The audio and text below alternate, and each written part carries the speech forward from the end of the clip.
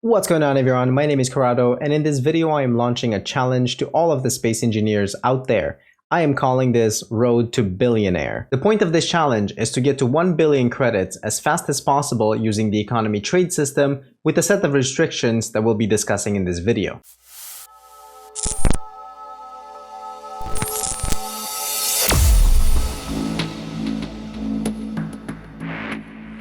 Okay, so let's talk about the restrictions that you need to follow in order to complete this challenge. The details will also be listed in the description of this video. To begin with, you will start a new game in the star system in survival mode. In the game settings or advanced tab, you will need to change a couple of settings.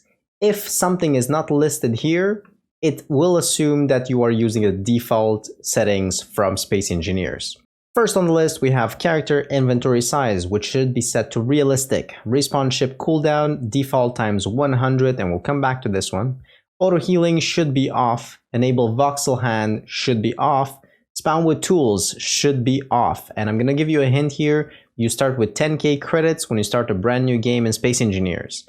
Enable unknown signals should be off. Enable progression. Honestly, you choose. If you want to make it more challenging, you can go ahead and enable progression. In-game scripts, we'll come back to this one in a little bit. Moving on to ships and bases, you cannot build a ship and you cannot build a base. So how do we get a new ship? You can get the initial respawn ship, however you may not replace it if you die. You can buy a ship from a trading station, or you can attack a pirate ship and take ownership. Haha, ship.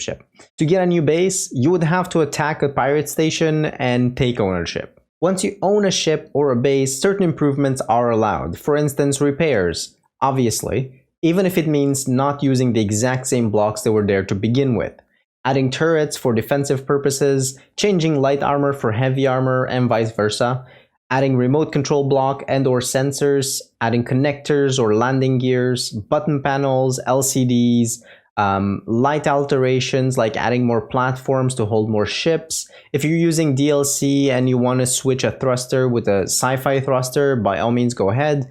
Decorations, anything lights related, speakers, decoration blocks, etc. The most important thing is you cannot change the main purpose of a ship. For example, a mining ship must remain a mining ship, and a hauler cannot have drills and refineries if they weren't there to begin with. There are exceptions to these rules, and you can take your own decisions on what you consider should be okay or not, but generally speaking, there should be very little building involved unless it is to fulfill a contract. One of these exceptions, for instance, could be building a remote control torpedo or some sort of custom weapon system. Coming back to mods and scripts, there should be no mods and no scripts in your game unless it's for purely cosmetic reasons or to change the max speed of your ship. Anything that would help you automate the process, like an auto miner, anything that adds additional blocks to the game, like nanobots, should not be included. The experience has to be as vanilla as possible. Last thing on the list is spawning. So you can choose to spawn wherever you want, whether it's on a planet or in space.